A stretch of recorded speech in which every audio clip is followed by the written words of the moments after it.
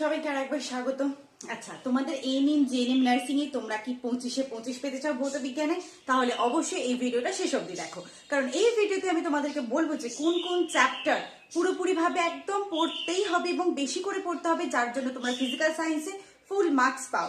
আমরা জানি যে মেইন পিলার হচ্ছে আমাদের এএনএম জিএনএম নার্সিং এর, সেটা হচ্ছে সবার আগে আমাদেরকে লাইফ সায়েন্সটা সব থেকে ভালো করে পড়তে হবে, তার আগে সেরকম ভাবে আমাদেরকে হচ্ছে ভৌত বিজ্ঞানটা রেডি করতে হবে। কিন্তু তার আগে তোমাদেরকে জানতে হবে যে কোন কোন চ্যাপ্টার গুলো মোস্ট ইম্পর্টেন্ট, যেগুলো আমাদেরকে দেখে যেতেই হবে। শুধুমাত্র এমসিকিউ প্র্যাকটিস করা ইজ নট এনাফ, সেই চ্যাপ্টার গুলোর বেসিকটাও তোমাদেরকে জানতে হবে। চলো তাহলে আজকে জেনে নিই। তো আমাদের এএনএম জিএনএম নার্সিং এর ফুল মার্কস তোমরা জানো কত? 115। ঠিক আছে, আর এর মধ্যে তোমাদেরকে প্রায় টার্গেট করতে হবে 90 প্লাস। অবশ্যই আমি এটা জেনারেলদের জন্য বলছি যে তোমাদেরকে 115-এর মধ্যে 90 to 95 টার্গেট করতে হবে, নইলে কিন্তু কিছু ভাবেই, কারণ যত দিন যাচ্ছে দেখা যাচ্ছে কম্পিটিশন তত বাড়ছে। যদি তোমরা এই চ্যাপ্টার গুলো না পড়ো তাহলে কিন্তু তোমাদের কোনোভাবেই এই নাম্বারটা অ্যাচিভ করা সম্ভব না, কারণ ভৌত বিজ্ঞানে আমরা জানি যে কম পড়ে বেশি নাম্বার পাওয়া যায়, তাই তো? তাই জন্য আমি যে যে চ্যাপ্টার গুলো বলছি সেগুলো তোমরা অবশ্যই দেখবে। তো তার মধ্যে আমাদের ফিজিক্যাল সায়েন্সে কত আসছে? ফিজিক্যাল সায়েন্সে টোটাল আসে 25। আর তোমরা যারা পরীক্ষার প্রিভিয়াস ইয়ার দেখেছো তারা নিশ্চয়ই জানো যে সেটাতে থাকে, একটা থাকে ক্যাটাগরি 1 আর একটা থাকে ক্যাটাগরি 2। আচ্ছা, ক্যাটাগরি 1 এ কটা থাকে? না, ক্যাটাগরি 1 এ থাকে 15টা প্রশ্ন 1 নাম্বার করে, যার জন্য 15। আর ক্যাটাগরি 2 তে থাকে 5টা প্রশ্ন 2 নাম্বার করে, 5টা প্রশ্ন 2 নাম্বার করে, তাহলে 10 প্লাস 15। আচ্ছা, এটাতে যদি তুমি ঠিক করো একটাই অ্যান্সার হবে, এবং সেটা যদি ঠিক করো পাবে 1 নাম্বার, তাই তো? আর নেগেটিভ মার্কিং আছে 0.25। আচ্ছা, এটাতে থাকবে তোমার একটা আনসার হতেও পারে, তার অধিক আনসার হতে পারে, তোমাকে ডিরেকশন দেওয়া থাকবে, সেই ডিরেকশন অনুযায়ী কিন্তু তোমাকে আনসার করতে হবে। তাহলে এই দুটো ক্যাটাগরি কিন্তু আমাদেরকে ভালো করে দেখে যাবে কিভাবে হচ্ছে, তার জন্য তোমাদেরকে দেখতে হবে প্রিভিয়াস ইয়ার কোয়েশ্চেন, যেগুলো আমি খুব তাড়াতাড়ি তোমাদেরকে ইয়ার ওয়াইজ করিয়ে দেবো। আচ্ছা, এই যে 25-এর মধ্যে এবার ফিজিক্যাল সায়েন্সে কি কি আছে? ফিজিক্সও তোমাকে পড়তে হবে, তার সাথে তোমাকে কেমিস্ট্রিটাকেও ইকুয়ালি ইম্পর্টেন্স দিয়ে পড়তে হবে। তো কোন কোন চ্যাপ্টার গুলো আমরা দেখবো, মানে দেখতেই হবে, বাকি সব চ্যাপ্টার দেখবে, কিন্তু যেগুলো সব থেকে মোস্ট ইম্পর্টেন্ট সেগুলো ফিজিক্সের কয়েকটা চ্যাপ্টার আছে, ঠিক আছে, আর কয়েকটা আছে কেমিস্ট্রির চ্যাপ্টার। তো ফিজিক্সের কি কি চ্যাপ্টার? সব থেকে সহজ এবং সব থেকে ইম্পর্টেন্ট চ্যাপ্টার আমি তোমাদের শুরু করিয়েছি ইউনিট অ্যান্ড মেজারমেন্ট, অর্থাৎ একক এবং পরিমাপ, যেটা থেকে প্রতি বছর প্রশ্ন আসে। এমন প্রশ্ন আসে যেটা তুমি করতে পারবে, এমন হাইফাই কোনো প্রশ্ন আসে না যেখানে তুমি অল্প পরিশ্রম করেই কিন্তু বেশি নাম্বার পেয়ে যেতে পারো। তাহলে অবশ্যই একক ও পরিমাপ দেবে পড়বে। আর এ থেকে কেমন প্রশ্ন আসে? যেমন চাপের একক কি, বলের একক কি, বা মাত্রা, একটা কিছু দিয়ে থাকে যে এটার মাত্রা কত বলে অনেকগুলো অপশন থাকে। ধরো বলের মাত্রা কি বলে অপশন দেওয়া থাকে, ভরবেগের মাত্রা কি, এরকম তুমি পাবে।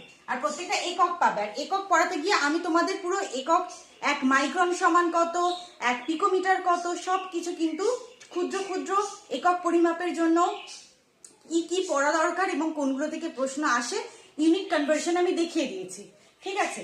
এছাড়া কি বল ও গতি, যার মধ্যে অবশ্যই তোমাকে ভালো করে পড়তে হবে নিউটনস ল। নিউটনসের 3টে ল, কোনটা থেকে আমরা ভরবেগের সংজ্ঞা পাই, কোনটা থেকে আমরা বলের সংজ্ঞা পাই, কোনটা থেকে কি ডিরাইভ করা যায়, কোন ক্ষেত্রে নিউটনসের 3rd ল মান্যতা পাচ্ছে এবং কোন ক্ষেত্রে পাচ্ছে না, এগুলো কিন্তু সব জানতে হবে। নিউটনসের 3rd ল এবং 3টে লই তোমাদেরকে জানতে হবে। আর কি একদমই খুবই ইম্পর্টেন্ট, আলো, শব্দ, এগুলো একটু কঠিন আছে কিন্তু পড়লে বোঝা যায়, আর এগুলো একদম সহজ চ্যাপ্টার যেগুলো তোমরা বুঝতে পারবে। আচ্ছা, শব্দ পড়বে, আর কি তড়িৎ পড়বে। আচ্ছা, আর কেমিস্ট্রিতে যেটা খুবই সব থেকে ইম্পর্টেন্ট, সেটা অলরেডি আমি তোমাদের পড়িয়ে দিয়েছি, পরমাণুর গঠন, যেটাকে বলা যায় বেসিক চ্যাপ্টার অফ কেমিস্ট্রি। মানে বেসিক, যদি তুমি ওই অ্যাটমিক স্ট্রাকচারটা না করো কোনোভাবেই কিন্তু নাম্বার পাবে না। তাহলে আমি বেসিক অ্যাটমিক স্ট্রাকচার, যার প্লে লিস্ট আমি করে দিয়েছি তোমাদেরকে, অবশ্যই যদি এই চ্যাপ্টারটাতে ফুল মার্কস পেতে চাও প্লে লিস্ট দেখো, তাতে গিয়ে কিন্তু আমি বিভিন্ন WBJEE তে আসা বিভিন্ন পরীক্ষার প্রশ্ন অ্যানালিসিস করে ইম্পর্টেন্ট প্রশ্নগুলো তোমাদেরকে করিয়ে দিয়েছি। অ্যাটমিক স্ট্রাকচার শেষ হয়ে গেলে আমি এখানে পরিমাপটা আর একটা দুটো ক্লাস দিলে আমার শেষ হয়ে যাবে, আমি একটা প্লে লিস্ট বানিয়ে দেবো। তারপর আমি কেমিস্ট্রির একটা চ্যাপ্টার শুরু করবো, সেটা হচ্ছে পিরিয়ডিক টেবিল। যে চ্যাপ্টারগুলো থেকে নাম্বার তুলতে হবে এবং যে চ্যাপ্টারগুলো থেকে প্রশ্ন আসবে। তারপর কেমিক্যাল বন্ডিং বা রাসায়নিক বন্ধন।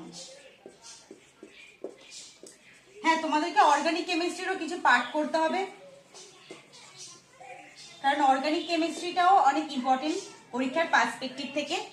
কেমিস্ট্রি এভরিডে লাইফ যেগুলো একদম হয়তো সিলেবাসে অতটা ভালো করে থাকে না, বাট আমাদেরকে করতে হবে কারণ ওগুলো এনভায়রনমেন্টের সাথে যুক্ত। আর কি না, গ্যাসিয়াস স্টেট বা গ্যাসের আচরণ, যেটা তোমরা ফিজিক্স এবং কেমিস্ট্রি দুটোতেই পাবে। আরো একটা ফিজিক্সের চ্যাপ্টার যেটা হচ্ছে পদার্থের ধর্ম। তো এই চ্যাপ্টারগুলো তোমাদেরকে পড়তেই হবে এবং এই চ্যাপ্টারের বেসিক ক্লিয়ার করো, তারপর কিন্তু এমসিকিউ প্র্যাকটিস করো। আমি তো প্রত্যেকটা চ্যাপ্টার পড়ে নিলাম, ঠিক আছে। প্রত্যেকটা চ্যাপ্টার পড়ে নেওয়ার পর আমাদেরকে কি করতে হবে না, এই চ্যাপ্টারগুলো থেকে কি কি এমসিকিউ আছে সেগুলোকে সলভ করতে হবে। কোন একটা প্র্যাকটিস সেট নাও, আমি তোমাদেরকে পরে একটা বইয়ের উপর ভিডিও বানিয়ে দেবো যে আমি কি কি বই পড়তাম, সেই বইয়ের প্লে লিস্টটা তোমরা একবার পরে দেখে নিও, আমি যখন ভিডিও দিয়ে দেবো।